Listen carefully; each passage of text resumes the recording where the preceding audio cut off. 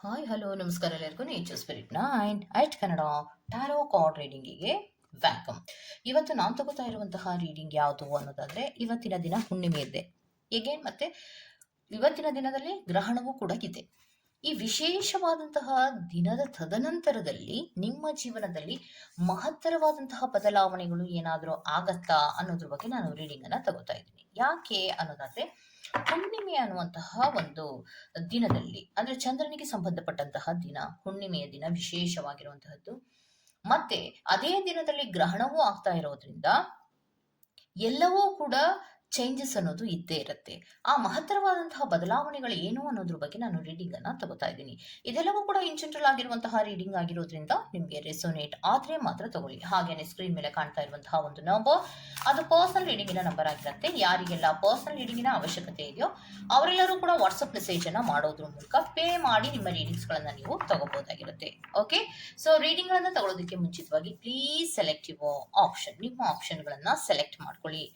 ನಾನು ವಿಶೇಷವಾಗಿ ನಿಮ್ಗೆ 2 ಮಾಲವನ್ನ ಕೊಟ್ಟಿದ್ದೇನೆ. ಮಾಲೆಗಳು ಅಂದ್ರೆ ಒಂದು ತುಳಸಿ ಮಾಲವನ್ನ ಆಯ್ಕೆಯಾಗಿ ಕೊಟ್ಟರೆ ಇನ್ನೊಂದು ರುದ್ರಾಕ್ಷಿ ಮಾಲವನ್ನ ಆಯ್ಕೆಯಾಗಿ ಕೊಟ್ಟಿದ್ದೇನೆ. ಈ 2 ಮಾಲೆಗಳನ್ನ ಕರೆಕ್ಟ್ ಆಗಿ ಕಾನ್ಸಂಟ್ರೇಷನ್ ಇಂದ ನೋಡಿ ತದನಂತರದಲ್ಲಿ ನೀವು ಆಯ್ಕೆ ಮಾಡ್ಕೋಬೇಕಾಗುತ್ತೆ. ಯಾಕೆ ಅಂದ್ರೆ ಈ ಎರಡೂ ಕೂಡ ಡಿವೈನ್ಗೆ ಸಂಬಂಧಪಟ್ಟಿರುವಂತಹದ್ದು ಮತ್ತು ಜಪಮಾಲೆ ಅಂತಾನೂ ಕೂಡ ನಾವು ಇದನ್ನ ಕರಿತೀವಿ. ತುಳಸಿ ಮಾಲೆಯನ್ನು ಕೂಡ ಜಪ ಮಾಡೋದಕ್ಕೇನೆ ನಾವು ಯೂಸ್ ಮಾಡ್ತೀವಿ. ಮತ್ತೆ ರುದ್ರಾಕ್ಷಿ ಮಾಲೆಯನ್ನ ಕೂಡ ನಾವು ಧರಿಸೋದಕ್ಕೂ ಮತ್ತೆ ಜಪ ಮಾಡೋದಕ್ಕೂ ಕೂಡ ಬಳಸ್ತೀವಿ. ಮತ್ತೆ ಇವೆರಡಕ್ಕೂ ಕೂಡ ವಿಶೇಷವಾದಂತಹ ಸ್ಥಾನ ಇರೋದ್ರಿಂದ ನೀವು ಆಯ್ಕೆಯನ್ನ ಮಾಡ್ಕೊಳ್ಳುವಾಗ ಯಾವ ಮಾಲೆ ನಿಮ್ಗೆ ತುಂಬಾ ಅಟ್ರಾಕ್ಟ್ ಆಗುತ್ತೋ ಆ ಮಾಲೆಯನ್ನ ಸೆಲೆಕ್ಟ್ ಮಾಡ್ಕೊಳ್ಳೋದ್ರ ಮೂಲಕ ನೀವು ಈ ಗ್ರಹಣ ಮತ್ತು ಹುಣ್ಣಿಮೆಯ ತದನಂತರದಲ್ಲಿ ನಿಮ್ಮ ಜೀವನದಲ್ಲಿ ಯಾವ ಮಹತ್ತರವಾದಂತಹ ಬದಲಾವಣೆಗಳು ಆಗಬಹುದು ಅನ್ನೋದನ್ನ ನೀವು ಡಿವೈನ್ ಕಾರ್ಡಿನ ಮೂಲಕ ಖಂಡಿತವಾಗಿಯೂ ತಿಳ್ಕೋಬಹುದಾಗಿರುತ್ತೆ.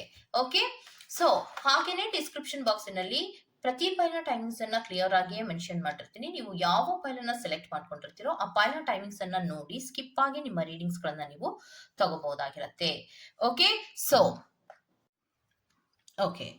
ಸೊ ಯಾರೆಲ್ಲ ತುಳಸಿ ಮಾಲವನ್ನ ಆಯ್ಕೆ ಮಾಡ್ಕೊಂಡಿದ್ದೀರಾ ಅಥವಾ ತುಳಸಿ ಜಪಮಾಲೆಯನ್ನ ಯಾರೆಲ್ಲ ಆಯ್ಕೆ ಮಾಡ್ಕೊಂಡಿದ್ದೀರಾ, ಸೊ ಅವರಿಗೆ ಈ ಡಿವೈನ್ ಕಾರ್ಡಿನಲ್ಲಿ ಈ ಗ್ರಹಣ ಮತ್ತು ಹುಣ್ಣಿಮೆಯ ತದನಂತರದಲ್ಲಿ ಯಾವ ಮಹತ್ತರವಾದ ಬದಲಾವಣೆಗಳಾಗತ್ತೆ ಅನ್ನೋದನ್ನ ಸ್ಪಿರಿಟ್ಸ್ ಗಳು ಹೇಳ್ತಾರೆ ಅನ್ನೋದನ್ನ ನೋಡ್ತಾ ಹೋಗೋಣ. ಸೊ ಸ್ಪಿರಿಟ್ಸ್ ಪಾಲ್ ನಂಬರ್ 1 ಅವರ ಬಗ್ಗೆ ಡೀಟೇಲ್ಸ್ ಅನ್ನ ಕೊಡಿ. ಗ್ರಹಣ ಮತ್ತು ಹುಣ್ಣಿಮೆಯ ತದನಂತರ ಅವರ ಜೀವನದಲ್ಲಿ ಮಹತ್ತರವಾದಂತಹ ಬದಲಾವಣೆಗಳು ಏನಾಗತ್ತೆ ಅನ್ನೋದನ್ನ ಹೇಳ್ತೀರಾ ಸ್ಪಿರಿಟ್ಸ್? Okay,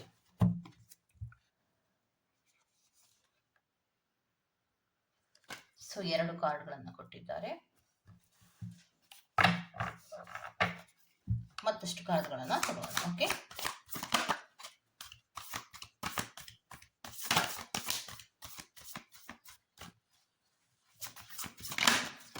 very good.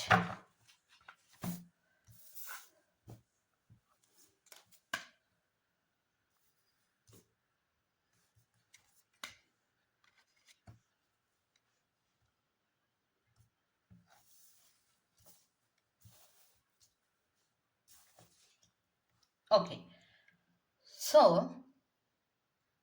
ಇದಿಷ್ಟು ಕಾರ್ಡ್ಸ್ಗಳು ನಿಮಗೆ ಬಂದಿದೆ. ಟೋಟಲ್ ಆಗಿ 6 ಕಾರ್ಡ್ಗಳು ಬಂದಿದೆ. ಸೊ ಇದರ ಡೀಟೇಲ್ಸ್ ಏನ್ ಬರ್ತಾ ಇದೆ ಅನ್ನೋದನ್ನ ನೋಡೋಣ. ಸ್ಪಿರಿಟ್ಸ್ಗಳು ಈ ತುಳಸಿ ಮಾಲೆಯನ್ನ ಯಾರೆಲ್ಲ ಆಯ್ಕೆ ಮಾಡ್ಕೊಂಡಿದ್ದಾರೆ, ಈ ಹುಣ್ಣಿಮೆ ಮತ್ತು ಗ್ರಹಣದ ತದನಂತರದಲ್ಲಿ ನಿಮ್ಮ ಜೀವನದಲ್ಲಿ ಮಹತ್ತರವಾದಂತಹ ಬದಲಾವಣೆ ಏನಂತ ಹೇಳ್ತಾ ಇದ್ದಾರೆ ಅಂತ ನೋಡ್ತಾ ಹೋಗೋಣ. ಓಕೆ, ಸೊ ಫೈಲ್ ನಂಬರ್ 1 ಅವ್ರಿಗೆ ಹೇಳ್ತಾ ಇರೋದು ಏನಂದ್ರೆ ಶಾಂತವಾಗಿ ಧ್ಯಾನವನ್ನ ಮಾಡು. ನಾನೇ ನಿನ್ಗೆ ಹೇಳ್ತಾ ಇದ್ದೀನಲ್ವಾ, ಶಾಂತತೆಯ ರೂಪದಲ್ಲಿ ಧ್ಯಾನವನ್ನ ಮಾಡು. ಯಾಕೆ ಅಂದ್ರೆ ಎಷ್ಟೋ ವಿಚಾರಗಳಲ್ಲಿ ದುಃಖಗಳನ್ನೋದು ಖಂಡಿತವಾಗಿಯೂ ಬರುತ್ತೆ. ಯೂನಿವರ್ಸ್ನಲ್ಲಿ ಸ್ಪಿರಿಟ್ಸ್ಗಳು ಹೇಳೋದೇನಂದ್ರೆ ಮಾಡಿದ್ದಕ್ಕೆ ತಕ್ಕ ಪ್ರತಿಫಲ ಅನ್ನೋದು ಸಿಕ್ಕೇ ಸಿಗತ್ತೆ. ಅಂದ್ರೆ ನೀವೇನು ಯೂನಿವರ್ಸಿಗೆ ಕೊಟ್ಟಿರ್ತೀರೋ ಅಥವಾ ನೀವೇನು ಯಾರಿಗೆ ಮಾಡಿರ್ತೀರೋ ಅದೇ ನಿಮ್ಗೆ ರಿಟರ್ನ್ ಆಗಿ ಬರುವಂತಹದ್ದು. ಎಷ್ಟೋ ಬಾರಿ ನಾವು ಕೆಲವೊಬ್ರು ಬಾಯಲ್ಲಿ ಕೇಳಿರ್ತೀವಿ ಕರ್ಮ ರಿಟರ್ನ್ಸ್ ಅಂತ ಪದೇ ಪದೇ ಹೇಳ್ತಾ ಇರ್ತಾರೆ. ನೀನ್ ಆವಾಗ ಮಾಡಿದ್ದೆ ನಿನ್ಗೆ ಇವಾಗ ಬಂತು ಅನ್ನೋದನ್ನ ಹೇಳ್ತಿರ್ತಾರೆ. ಅಂದ್ರೆ ನಾವ್ ಏನನ್ನ ಮಾಡ್ತೀವೋ ಅದೇ ನಮ್ಗೆ ಸಿಗತ್ತೆ. ಈ ಹುಣ್ಣಿಮೆ ಮತ್ತು ಗ್ರಹಣ ಈ ತದನಂತರದಲ್ಲಿ ಏನೆಲ್ಲ ಬದಲಾವಣೆಗಳಾಗತ್ತೆ ಅನ್ನೋದನ್ನ ಶಾಂತವಾಗಿ ಕೂತ್ಕೊಂಡು ನೋಡು, ಸ್ವಲ್ಪ ಧ್ಯಾನವನ್ನ ಮಾಡು. ಯಾಕಂದ್ರೆ ಹುಣ್ಣಿಮೆ ಮತ್ತು ಗ್ರಹಣದ ಸಂದರ್ಭದಲ್ಲಿ ಧ್ಯಾನಕ್ಕೆ ಪ್ರಮುಖವಾದಂತಹ ಸ್ಥಾನವನ್ನ ಕೊಡಬೇಕು.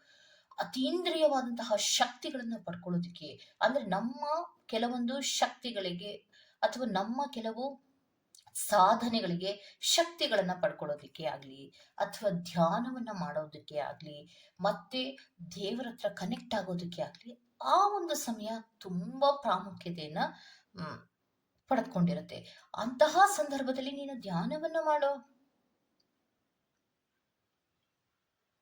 ಅದೇನು ಧ್ಯಾನವನ್ನ ನೀನು ಮಾಡಿರ್ತೀಯೋ ಅದಕ್ಕೆ ಪ್ರತಿಫಲ ಅನ್ನೋದು ಸಿಗತ್ತೆ.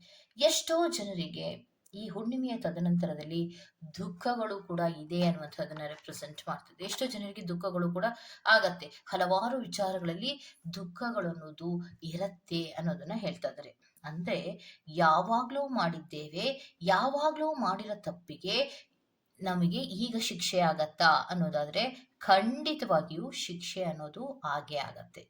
ಫಾರ್ ಎಕ್ಸಾಂಪಲ್, ಭೂಮಿಗೆ ನೀವು ಒಂದು ಬೀಜವನ್ನ ಬಿತ್ತಿದ್ರೆ ಬಿತ್ತಿದ ತಕ್ಷಣವೇ ನಿಮಗೆ ಮೊಳಕೆ ಬರಲ್ಲ, ಗಿಡವಾಗಿ ಪರಿವರ್ತನೆ ಆಗೋದಿಲ್ಲ. ಅದು ಯಾವಾಗ ಪರಿವರ್ತನೆ ಆಗತ್ತೆ? ಅದಕ್ಕೊಂದು ಸಮಯ ಸಂದರ್ಭ ಅನ್ನೋದು ಬಂದಾಗ ಅದು ಮೊಳಕೆ ಹೊಡೆಯತ್ತೆ. ಅದೇ ರೀತಿ ನಿಮ್ಮ ಜೀವನದಲ್ಲಿ ನೀವೇನಾದ್ರೂ ತಪ್ಪುಗಳನ್ನ ಮಾಡ್ಕೊಂಡು ಮುಂದೆ ಮುಂದೆ ಬಂದ್ಬಿಟ್ಟಿದ್ದೀನಿ, ಅದಕ್ಕೇನು ನನಗೆ ಶಿಕ್ಷೆ ಇಲ್ಲ ಅಂತ ನೀವು ಅನ್ಕೊಂಡ್ರೆ ಖಂಡಿತವಾಗಿಯೂ ಅದಕ್ಕೆ ಶಿಕ್ಷೆ ಇರತ್ತೆ. ಯಾವತ್ತೋ ಬಿತ್ತಿದ ಬೀಜಕ್ಕೆ ಇವತ್ತಿನ ದಿನದಲ್ಲಿ ಮೊಳಕೆ ಹೊಡೆಯುತ್ತೆ. ಅಂತಹ ಕೆಲವೊಂದು ತಪ್ಪುಗಳನ್ನ ಮಾಡಿರುವಂತಹ ಯೂನಿವರ್ಸಿನ ಕೆಲವೊಬ್ಬರಿಗೆ ಖಂಡಿತವಾಗಿಯೂ ದುಃಖಗಳನ್ನೋದು ಇರತ್ತೆ ಅನ್ನೋದನ್ನ ಹೇಳ್ತಾ ಇದ್ದಾರೆ. ನೆಕ್ಸ್ಟ್ ಏನ್ ಹೇಳ್ತಾ ಇದ್ದಾರೆ ಅಂದ್ರೆ, ನಿಮ್ಮ ಜೀವನದಲ್ಲಿ ಯಾರೇ ತೊಂದರೆಗಳನ್ನ ಕೊಟ್ಟಿದ್ರು ಕೂಡ ನೀನು ನನ್ನ ಧ್ಯಾನದಲ್ಲಿ ನಿರತರಾಗಿರ್ಬೇಕು. ಯಾಕಂಗಂತ ಹೇಳ್ತಾರೆ ಅನ್ನೋದಾದ್ರೆ, ಸೊ ನಿಮ್ಗೆ ಯಾರೋ ಒಬ್ರು ತೊಂದರೆಯನ್ನ ಕೊಡ್ತಾ ಇರ್ತಾರೆ. ಸೊ ನೀವು ರಿಟರ್ನ್ ಆಗಿ ಅವ್ರಿಗೆ ತೊಂದರೆಗಳನ್ನ ಕೊಡೋದು ನಿಮ್ಗೆ ಇಷ್ಟ ಆಗಲ್ಲ. ತೊಂದರೆ ಕೊಡ್ಬೇಡಪ್ಪ ಅಂತ ಹೇಳಿರ್ತಾರೆ. ತೊಂದರೆ ಕೊಡ್ಬೇಡ್ರಿ, ನನಗ್ ತೊಂದರೆ ಕೊಡ್ಬೇಡ್ರಿ ಅಂತ ನೀವು ಹೇಳಿರ್ತೀರ. ಆದ್ರೂ ಕೂಡ ಮೇಲಿಂದ ಮೇಲೆ ಆ ವ್ಯಕ್ತಿಯಿಂದ ತೊಂದರೆ ಆಗ್ತಾ ಇದೆ ಅಂದ್ರೆ ನೀವು ಡೈರೆಕ್ಟ್ ಆಗಿ ನೀವು ಯುದ್ಧಕ್ಕೆ ನಿಲ್ಲೋದಾಗ್ಲಿ, ಜಗಳಗಳನ್ನ ಮಾಡೋದಾಗ್ಲಿ ಏನೂ ಮಾಡಬಾರ್ದು. ಅದೇ ನೀವು ಕೆಲವೊಬ್ರು ಮಾಡುವಂತಹ ತಪ್ಪುಗಳೇನಂದ್ರೆ ಡೈರೆಕ್ಟ್ ಆಗಿ ಜಗಳಕ್ಕೆ ಹೋಗ್ಬಿಡ್ತೀರಾ. ಆ ಡೈರೆಕ್ಟ್ ಆಗಿ ಜಗಳಕ್ಕೆ ಹೋಗೋದ್ರಿಂದ ಅತಿರೇಕಕ್ಕೆ ಹೋಗುತ್ತೆ. ಅದಕ್ಕೆ ಬದಲಾಗಿ ದೇವ್ರೆ, ನಾನೇನು ಅವರಿಗೆ ತೊಂದರೆಯನ್ನ ಕೊಟ್ಟಿಲ್ಲ, ನನಗೂ ಅವರು ತೊಂದರೆಯನ್ನ ಕೊಡದ ಹಾಗೆ ನೋಡ್ಕೊ, ಇಷ್ಟೇ ಮಾಡಿದ್ರೆ ಸಾಕು. ಇದಿಷ್ಟನ್ನ ಮಾಡಿದ್ರೆ ನಿಮ್ಗೆ ಎಲ್ಲದಕ್ಕೂ ಕೂಡ ದಾರಿ ಅನ್ನೋದು ಸಿಗತ್ತೆ. ಯಾಕೆ ಅಂದ್ರೆ ನೋಡಿ, ಅರ್ಜುನ ಕೃಷ್ಣನ ಪ್ರತಿ ಒಂದು ಮಾತುಗಳನ್ನ ಕೂಡ ಕೇಳ್ತಾನೆ ಇದ್ರು. ಅವ್ರು ಏನ್ ಹೇಳ್ತಾರೋ ಅದನ್ನೇ ಮಾಡ್ತಾ ಇದ್ರು. ಅವ್ರು ಏನ್ ಹೇಳ್ತಾರೋ ಅದನ್ನೇ ಮಾಡೋದಕ್ಕೆ ಅವರಲ್ಲಿದ್ದಂತಹ ಒಳ್ಳೆಯ ಗುಣಗಳು ಕಾರಣ. ಅರ್ಜುನನಲ್ಲಿ ಇದ್ದಂತಹ ಒಳ್ಳೆಯ ಗುಣಗಳು ಯಾತಕ್ಕೆ ಅಂದ್ರೆ, ಕೃಷ್ಣ ಭಗವಾನ್ ಶ್ರೀ ಕೃಷ್ಣರವರು ಏನೇ ಹೇಳಿದ್ರು ಅದು ನನ್ನ ಒಳ್ಳೇದಕ್ಕೆ ಹೇಳ್ತಾರೆ ಅನ್ನುವಂತಹ ಒಂದು ಸದ್ಭಾವನೆ ಅನ್ನೋದು ಅವರಲ್ಲಿ ಇತ್ತು. ಆ ಸದ್ಭಾವನೆಯ ಗುಣಗಳಿಗೆ ಕೃಷ್ಣ ಅವರಿಗೆ ಮನಸೋತಿತ್ತು. ಯಾಕಂದ್ರೆ ಒಂದು ಭಕ್ತನಾಗಿ ನಾವು ಇರೋದಕ್ಕೂ, ಈಗ ನಾವೆಲ್ಲರೂ ಪೂಜೆ ಮಾಡ್ತೀವಿ, ದೇವರನ್ನ ತುಂಬಾ ಪೂಜೆ ಮಾಡ್ತೀವಿ. ಸೊ ತುಂಬಾ ಪೂಜೆ ಮಾಡಿ ನಮ್ಗಿದೇ ಬೇಕು ಅಂತ ಕೇಳ್ತೀವಿ. ನನ್ಗಿದನ್ನೇ ಕೊಡು, ಮನೆ ಕೊಡು, ಇಲ್ಲ ನನಗೆ ಕೆಲಸ ಕೊಡೋ, ಇಲ್ಲ ನನ್ನ ಪ್ರೀತಿಸಿದಂತಹ ಹುಡುಗಿನ ಕೊಡೋ, ಅಥವಾ ನನ್ಗೆ ಆಸ್ತಿ ಕೊಡು. ಇದನ್ನ ನಾವು ಪರ್ಟಿಕ್ಯುಲರ್ ಆಗಿ ಮೆನ್ಷನ್ ಮಾಡ್ತೀವಿ, ಇದನ್ನೇ ಕೊಡೋ ಅನ್ನೋದನ್ನ.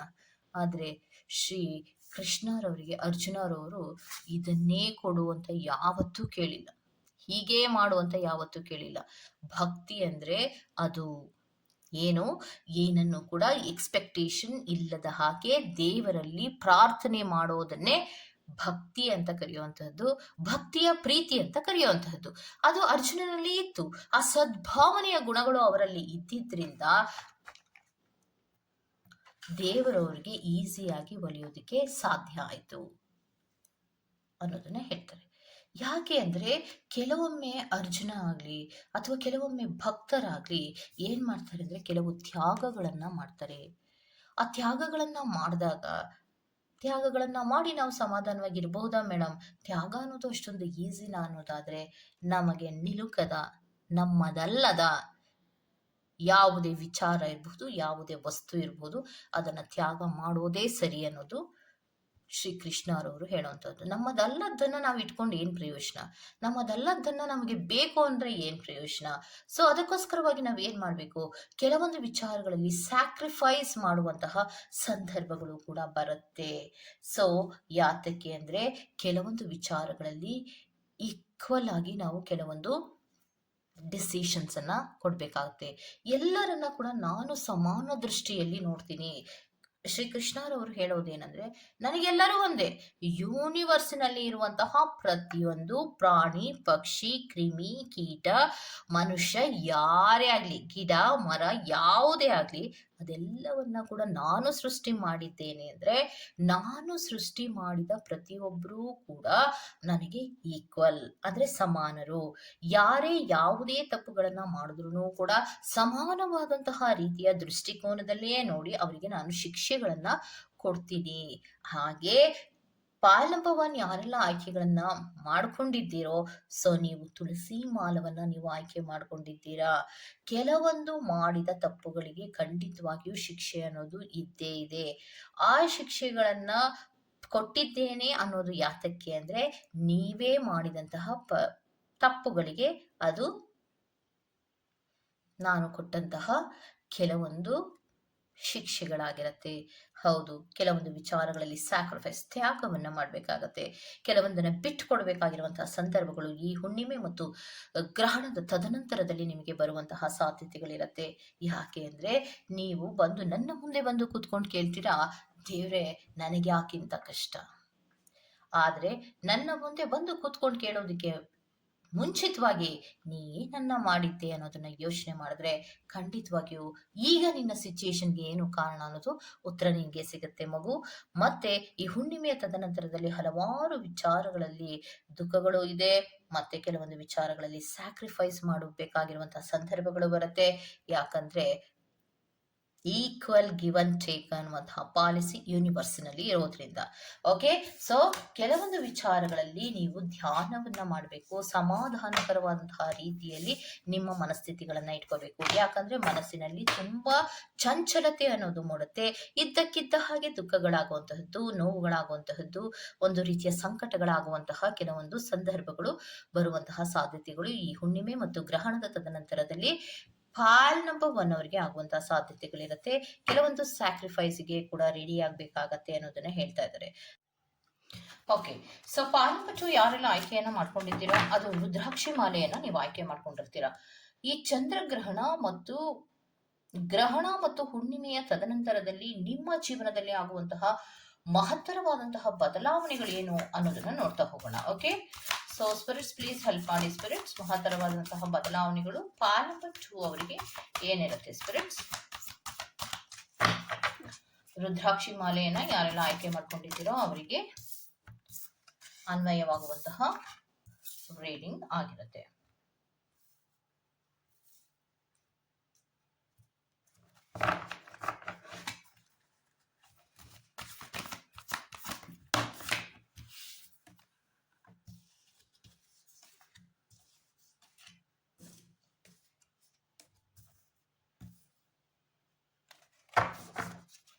ಓಕೆ, ಸೊ ನಿಮಗೂ ಕೂಡ 6 ಕಾರ್ಡ್ಸ್ಗಳು ರೆಡಿ ಇದೆ. ಡೀಟೇಲ್ಸ್ ಅನ್ನ ನೋಡೋಣ. ಓಕೆ, ಸೊ ಪಾಲ್ ನಂಬರ್ 2 ಯಾರೆಲ್ಲ ಆಯ್ಕೆಯನ್ನು ಮಾಡ್ಕೊಂಡಿದ್ದೀರೋ, ಸೊ ಅವರಿಗೆ ನಿಮ್ಮ ಜೀವನದಲ್ಲಿ ಮಹತ್ತರವಾದಂತಹ ಬದಲಾವಣೆಗಳು ಏನು ಬರ್ತಾ ಇದೆ ಅಂದರೆ, ನನ್ನ ಕಡೆಯಿಂದ ನಿನಗೆ ಎನ್ಕರೇಜ್ಮೆಂಟ್ ಅನ್ನೋದು ಇದ್ದೇ ಇರುತ್ತೆ ಅನ್ನೋದನ್ನ ಹೇಳ್ತಾ ಇದ್ದಾರೆ. ಅಂದರೆ ನಿಮ್ಮ ಲೈಫಿನಲ್ಲಿ ಪ್ರತಿಯೊಂದು ಕೆಲಸಗಳನ್ನು ನೀವು ಏನೇ ಮಾಡ್ತಾ ಇದ್ರೂ ಕೂಡ ಅದರಲ್ಲಿ ನನ್ನ ಸಹಾಯ ಮತ್ತು ನನ್ನ ಪ್ರೋತ್ಸಾಹ ಎರಡೂ ಕೂಡ ನಿನಗೆ ಇದ್ದೇ ಇದೆ ಮಗು ಅನ್ನೋದನ್ನ ಹೇಳ್ತಾ ಇದ್ದಾರೆ. ಮತ್ತೆ ಇನ್ನೊಂದೇನು ಅಂದರೆ, ಪ್ರಿಟೆಂಡರ್ ಅನ್ನೋದಂತಹ ಒಂದು ಕಾರ್ಡನ್ನು ಕೊಟ್ಟಿದ್ದಾರೆ. ಯಾಕಂದರೆ ಇಡೀ ಜಗತ್ತಿನಲ್ಲಿ ಯಾರೇ ಆಗಿರಲಿ ನಟಿಸುವಂತಹ ಪಾತ್ರವನ್ನು ಮಾಡ್ತಿರ್ತಾರೆ. ಅಂದರೆ ಏನು, ನಾನು ಹೇಳಿದ ಹಾಗೆ ನಡ್ಕೊಳ್ಳುವಂತಹ ಒಂದು ಪಾತ್ರಧಾರಿಯಾಗಿ ಕೆಲಸವನ್ನು ಮಾಡ್ತಿರ್ತಾರೆ. ಅಂತಹ ವ್ಯಕ್ತಿಯಾದಂತಹ ನೀನು ನಿನ್ನ ಆತ್ಮ ಪರಿಶುದ್ಧವಾಗಿರುವುದರಿಂದ ನೀನು ಯಾವ ಕೆಲಸಗಳನ್ನು ಮಾಡ್ತಾ ಇದ್ರೂ ಕೂಡ ಅದರಲ್ಲಿ ನಿನಗೆ ಗೆಲುವು ಅನ್ನೋದು ಇದ್ದೇ ಇರುತ್ತೆ ಅನ್ನೋದನ್ನ ಹೇಳ್ತಾ ಇದ್ದಾರೆ. ಸೊ ಯಾವುದೇ ಕೆಲಸವನ್ನ ನೀವು ಹುಣ್ಣಿಮೆಯ ಮತ್ತೆ ಗ್ರಹಣದ ತದನಂತರದಲ್ಲಿ ನೀವು ಯಾವುದೇ ಕೆಲಸವನ್ನ ಮಾಡ್ತಾ ಇದ್ರೂ ಕೂಡ ನಿಮ್ಮ ಆತ್ಮ ಪರಿಶುದ್ಧವಾಗಿ ಮನಸ್ಸಿನಿಂದ ನೀವು ಆ ಕೆಲಸವನ್ನ ಮಾಡ್ತಾ ಇರೋದ್ರಿಂದ ದೇವರು ನಿಮಗೆ ಸಹಾಯವನ್ನ ಮಾಡ್ತಾರೆ. ಕೆಲವೊಂದು ವಿಚಾರಗಳಲ್ಲಿ ನನ್ನ ಪ್ರತಿಯಾಗಿ ನೀನು ಕೆಲಸಗಳನ್ನ ಮಾಡ್ತಿರ್ತೀಯ, ನನ್ನ ಬದಲಿಗೆ ನೀನು ಕೆಲಸಗಳನ್ನ ಮಾಡ್ತಿರ್ತೀಯ. ಎಲ್ಲರಿಗೂ ಕೂಡ ಸಹಾಯವನ್ನ ಮಾಡುವಂತಹ ಗುಣ ಇರಬಹುದು, ಅಥವಾ ನಿನ್ನ ಆಲೋಚನೆಗಳಿರಬಹುದು ಪರಿಶುದ್ಧ ಮನಸ್ಸಿನಿಂದ ಇರೋದ್ರಿಂದ ನೀನು ಯಾವುದೇ ಕೆಲಸವನ್ನ ಮಾಡೋದಕ್ಕೂ ಕೂಡ ನಿನ್ ಕೈಲಿ ಸಾಧ್ಯ ಆಗತ್ತೆ. ಮತ್ತೆ ಅದರ ಸಹಾಯವನ್ನ ಕೂಡ ನಾನು ಮಾಡ್ತೀನಿ ಅನ್ನೋದನ್ನ ಹೇಳ್ತಾ ಇದ್ದಾರೆ. ಯಾಕಂದ್ರೆ ಇಂಟರ್ನಲ್ ಸೋಲ್, ಒಳಗಿರುವಂತಹ ಆತ್ಮ ಆಲೋಚನೆ ಮಾಡುವಂತಹ ರೀತಿ ಪರಿಶುದ್ಧವಾಗಿರೋದ್ರಿಂದ ಪ್ರತಿ ಒಂದು ಮಾಡುವಂತಹ ಕೆಲಸದಲ್ಲಿಯೂ ಕೂಡ ನಿಮಗೆ ಸಕ್ಸಸ್ ಅನ್ನೋದು ಖಂಡಿತವಾಗಿಯೂ ಇರುತ್ತೆ. ಯಾಕಂದ್ರೆ ಸ್ವಾರ್ಥತೆ ಆಗ್ಲಿ, ಅಥವಾ ಬೇರೆಯವರಿಗೆ ತೊಂದರೆಯನ್ನು ಕೊಡಬೇಕು ಅನ್ನೋ ಅಂತಹ ಮನೋಭಾವ ಆಗ್ಲಿ, ಅಥವಾ ಕೋಪದಿಂದ ಮಾತಾಡೋದಾಗ್ಲಿ, ಯಾವುದನ್ನು ಕೂಡ ನೀವು ಮಾಡೋದಿಲ್ಲ. ದೇವರು ಕೊಟ್ಟಂತಹ ಕೆಲಸ, ಯಾವುದೇ ಕೆಲಸ ನಿಮ್ಮ ಹತ್ರ ಬಂದ್ರೂ ಕೂಡ, ಅಥವಾ ಯಾರೇ ಸಹಾಯವನ್ನ ಕೇಳ್ಕೊಂಡು ಬಂದ್ರೂ ಕೂಡ ಪರಿಶುದ್ಧ ಮನಸ್ಸಿನಿಂದ ನೀವು ಮಾಡ್ತೀರಾ. ದೇವರೇ ಇವರನ್ನ ಕಳಿಸಿದ್ದಾರೇನೋ, ಅಥವಾ ದೇವರೇ ಈ ಕೆಲಸವನ್ನ ನನಗೆ ಕೊಟ್ಟಿದ್ದಾರೇನೋ, ಇದನ್ನ ನಾನು ಮನಃಪೂರ್ವಕವಾಗಿ ಮಾಡಬೇಕು ಅನ್ನುವಂತಹ ಮನಸ್ಥಿತಿಯಿಂದ ನೀವು ಮುಂದುವರಿತಿರಲ್ಲ, ಅದಕ್ಕೆ ನಾನು ನಿಮ್ಗೆ ಗೆಲುವನ್ನ ಕೊಡ್ತೀನಿ. ಯಾವುದೇ ಕೆಲಸದಲ್ಲಿಯೂ ಕೂಡ ಅಡೆತಡೆ ಅನ್ನೋದೇ ಬರೋದಿಲ್ಲ. ಯಾಕಂದ್ರೆ ನಿನ್ನ ಆತ್ಮ ಪರಿಶುದ್ಧವಾಗಿದೆ. ಗ್ರಹಣದ ತದನಂತರದಲ್ಲಿ ನೀನು ಹಿಡಿದಂತಹ ಪ್ರತಿಯೊಂದು ಕೆಲಸಗಳು ಕೂಡ ಸಕ್ಸಸ್ ಆಗತ್ತೆ, ಅಂದ್ರೆ ಗೆಲುವಿನ ಹಾದಿಯಲ್ಲಿ ಮುಂದುವರಿತಾ ಇರತ್ತೆ. ಸೊ ಅದಕ್ಕೆ ಯೋಚನೆ ಮಾಡುವಂತಹ ಅಗತ್ಯ ಏನು ಇಲ್ಲ ಅನ್ನೋದನ್ನ ಪಾಲ್ ನಂಬರ್ 2 ಅವರಿಗೆ ಹೇಳ್ತಾ ಇದ್ದಾರೆ. ರುದ್ರಾಕ್ಷಿಯನ್ನ ಯಾರೆಲ್ಲಾ ಸೆಲೆಕ್ಟ್ ಅನ್ನ ಮಾಡ್ಕೊಂಡಿದ್ದೀರೋ ಅವರಿಗೆ ಅದ್ಭುತವಾದಂತಹ ರೀತಿಯ ಮೆಸೇಜ್ಗಳು ಈ ಹುಣ್ಣಿಮೆ ಮತ್ತು ಗ್ರಹಣಕ್ಕೆ ಸಂಬಂಧಪಟ್ಟಂತೆ, ಅಂದ್ರೆ ತದನಂತರದಲ್ಲಿ ಆಗುವಂತಹ ಬದಲಾವಣೆಯ ಬಗ್ಗೆ ಹೇಳ್ತಾ ಇದ್ದಾರೆ. ಮಹತ್ತರವಾದಂತಹ ಬದಲಾವಣೆಯೇ ಆಗತ್ತೆ. ಮಹತ್ತರವಾದಂತಹ ಬದಲಾವಣೆಗಳ ಜೊತೆಗೆ ಎಲ್ಲವೂ ಕೂಡ ಪಾಸಿಟಿವ್ ಆದಂತಹ ರೀತಿಯ ಮೂಮೆಂಟ್ಸ್ ಗಳು ಆಗ್ತಾ ಇರೋದ್ರಿಂದ ಯಾವುದೇ ಯೋಚನೆಯನ್ನ ಮಾಡಬೇಡಿ. ಯಾವುದೇ ಸಿಚುಯೇಷನ್ಗಳು ನಿಮ್ಮ ಎದುರಿಗೆ ಬಂದ್ರೂ ಕೂಡ ಅಲ್ಲಿ ನಿಮಗೆ ದೇವರ ಸಹಾಯ ಅನ್ನೋದು ಖಂಡಿತ ಇರುತ್ತೆ. ಮನುಷ್ಯರ ಸಹಾಯ ಇಲ್ಲದೆ ಇದ್ರೂ ಪರವಾಗಿಲ್ಲ, ದೇವರ ಸಹಾಯ ಇದ್ರೆ ಎಂತಹ ಕೆಲಸವನ್ನ ಜಯಿಸಿ ಬರಬಹುದು ಅನ್ನೋದಕ್ಕೆ ನೀವೇ ಸಾಕ್ಷಿಯಾಗಿರ್ತೀರ.